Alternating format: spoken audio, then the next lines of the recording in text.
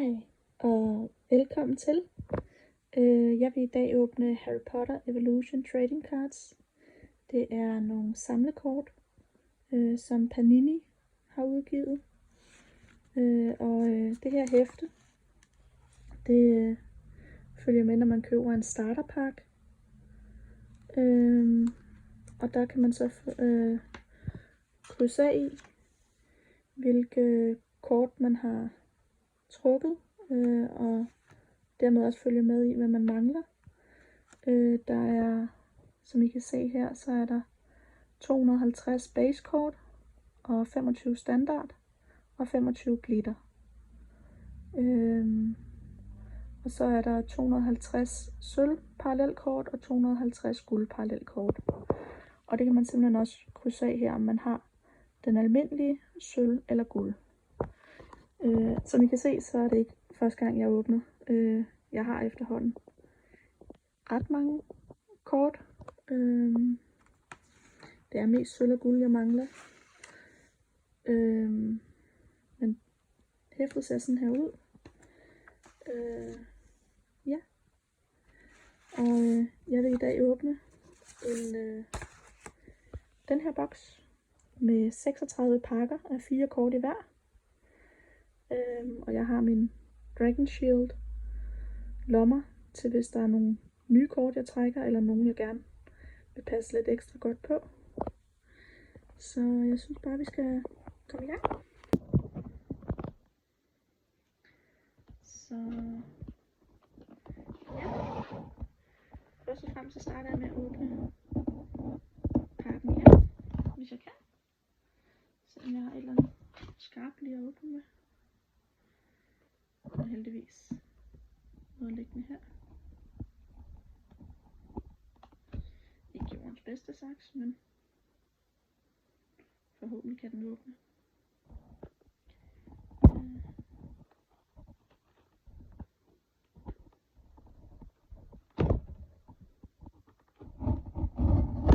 Sådan. Så fik vi da åbnet for den. Og ja, når man så åbner den her, hvis jeg kan få den op, der ligger jo ret mange pakker i.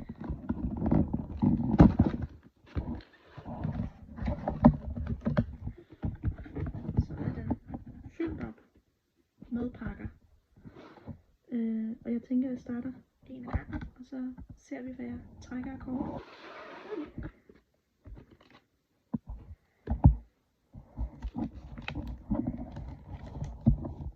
Og jeg har altid pakken fladt liggende på bordet, når jeg åbner, for at passe bedst muligt på kortet. Åbner meget forsigtigt.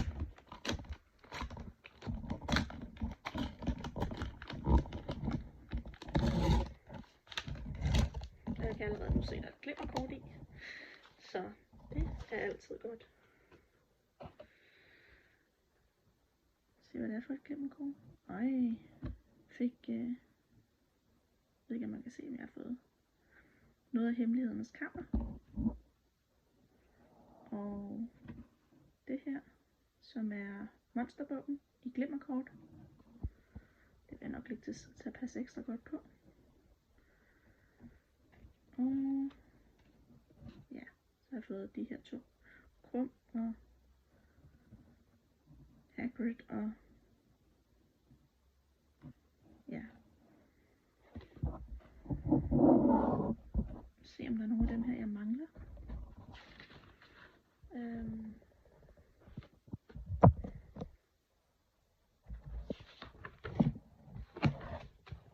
Hemmelighedernes Kammer kunne jeg nemlig godt være lidt i tvivl omkring. Den har nummer. Nej, det var faktisk en af dem, jeg manglede. Det hængte jeg nok.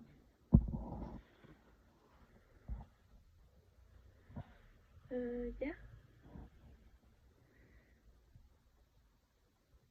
Overordnet set, så er det sådan her, det kommer til at foregå, når jeg åbner kort, der jeg ligesom ser, jamen, er der noget, jeg mangler, og der er noget, og det følger jeg jo så med i hæftet. Så jeg håber, der er andre, der har mod på at åbne kort derude. Jeg ved ikke, om jeg har lyst til at følge med til alle 36 pakker. Jeg kommer nok ikke til at gennemgå dem helt så meget alle sammen. Jeg skal nok vise nogenlunde, hvad jeg får af kort, men kommer ikke til at... Så det her, det er det, jeg trak i min første pakke. Og det her kort har jeg valgt at komme i sådan en beskyttelseslomme. Det her Dragon Shield, som jeg viste før. Og det har jeg så også gjort med det her kort, for det var et, jeg ikke havde i forvejen, så det skal i min mappe. Men de 2 andre har jeg i forvejen, så det bliver bare i en byttebunke. Ja.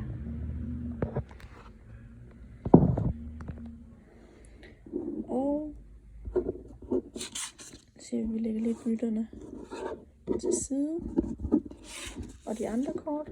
Og så går vi i gang med den næste pakke.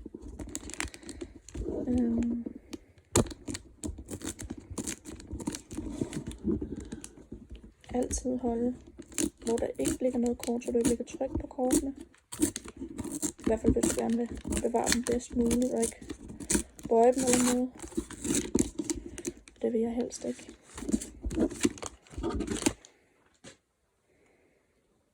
Så her der har vi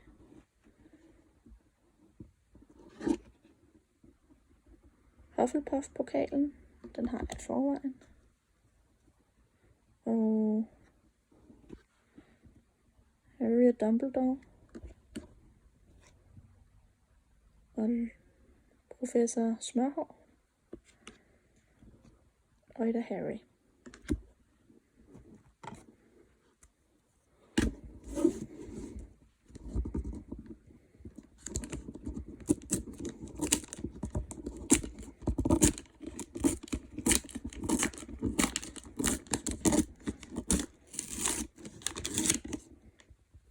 Det kan godt være, at jeg lige rykker den her væk fra bordet, så jeg har lidt mere plads at åbne på.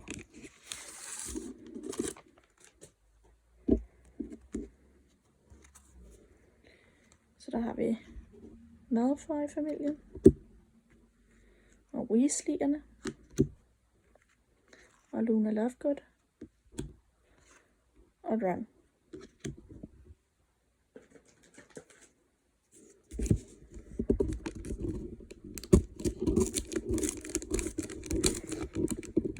Jeg kan allerede her fornemme, at der er et glimmerkort. Så det passer jeg altid ekstra godt på.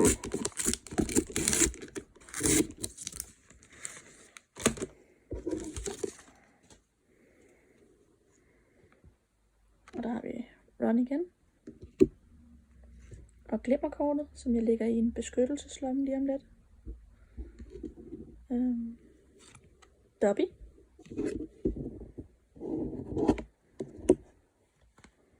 Og mere familien Malfoy.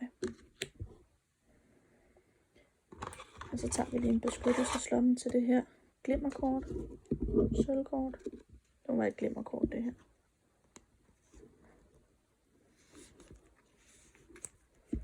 Og lægger det forsigtigt ned.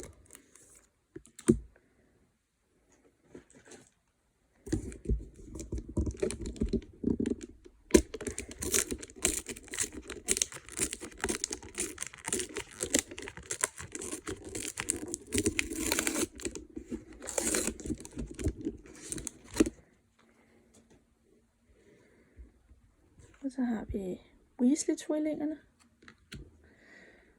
Og dragen for Gringotts. Og Neville. Og en Mandrake. Og Professor Spire.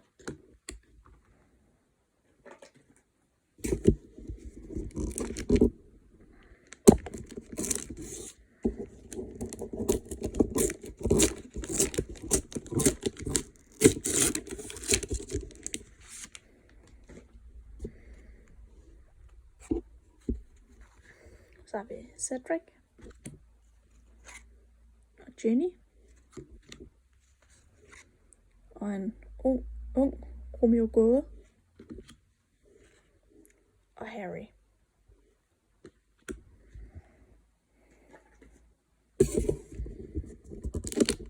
Og som jeg viste til at starte med, så har jeg rigtig mange af kortene i forvejen. Men det er første gang, jeg filmer, at jeg åbner, så jeg håber også, at I synes om det. Nej, og jeg fik Ritterivjern i guld, det er en af dem, jeg mangler. Og Trioen. Og den manglede jeg, så den lægger vi lige til side. Og Bellatrix. Og den takhalen.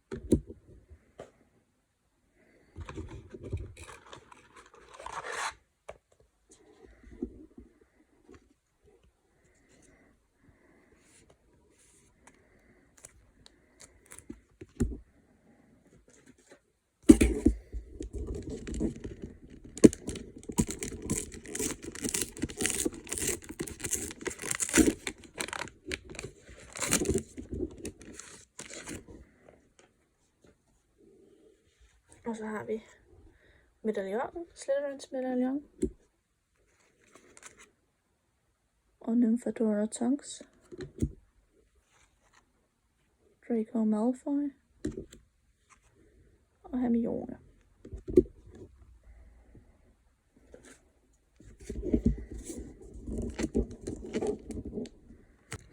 Okay, så jeg undskylder lidt for, at noget af videoen er lidt dårligt optaget. Jeg prøver lige at teste mig lidt frem til, hvor kameraet skal være placeret sådan. Og jeg kan ikke se skærmen på mit kamera, når jeg filmer, så jeg er nødt til at klippe det lidt, og det er også derfor, at det kommer til at foregå lidt i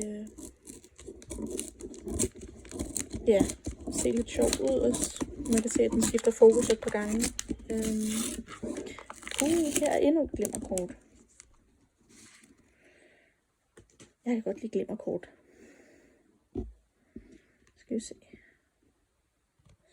Så vi har Harry. Og glimmerkort.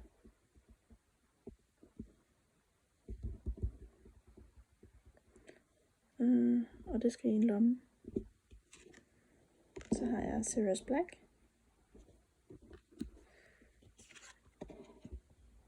Og Durmstrang logoet.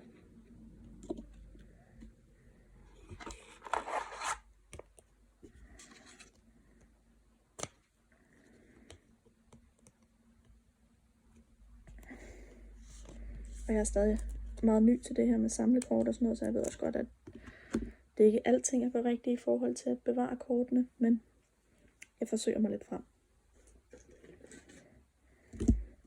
Og jeg lægger hen ad vejen.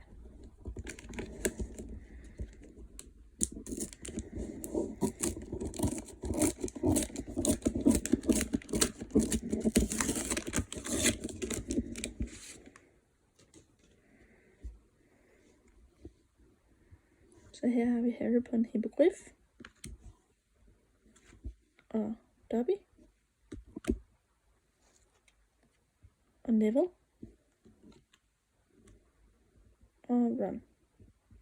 Og her der kan man se, at det her det er en del af et billede.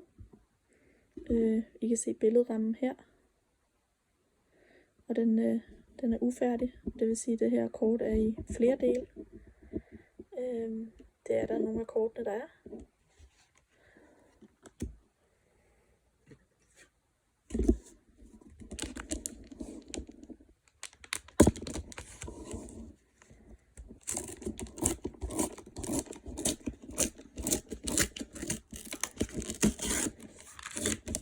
Endnu et glimmerkort. Og man kan se her på bagsiden, det er nemlig også et kort, der er i flere dele. Og så kan vi se her bagsiden, hvor mange dele den er i. Og at det her, det er del 1 af 3. Og det er faktisk også et, jeg tror, jeg mangler.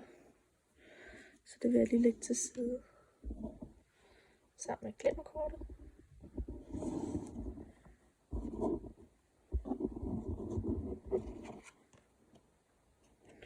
Og så har vi gråryg, tror jeg det er. Og ægget fra bog 4 eller film 4.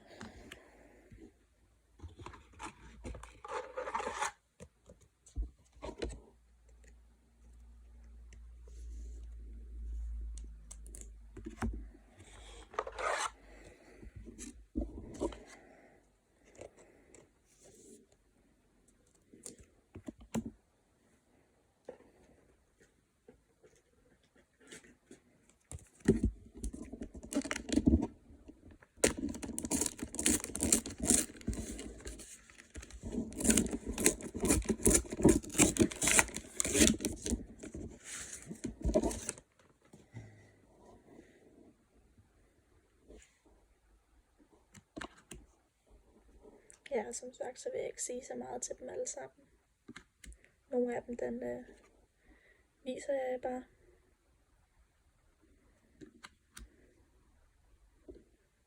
Jeg tror, jeg har dunder i forvejen. Det kan være, at jeg lige skulle kigge ad. Hvor står så i? Ja, jeg kigger lige min mappe her. Det er 151. Kortene er nummereret, og det kan man se her i den her også. Så jeg skal finde nummer 151, og den må være herovre. Og det var en, jeg havde i forvejen.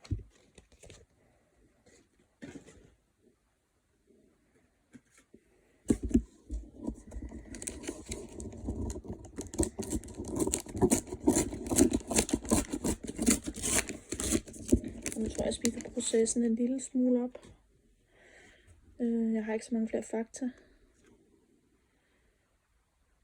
Jeg tror, det her det er pokalen.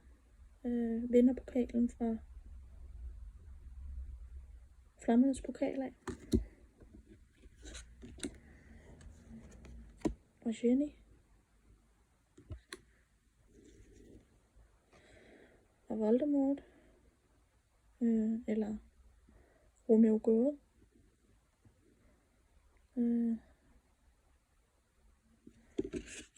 Ja. Og Ron.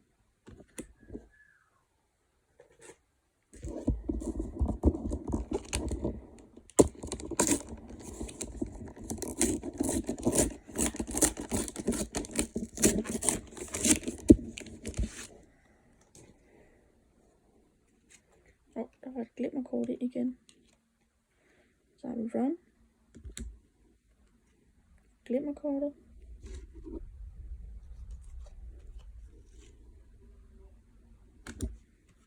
Og med der Maxine.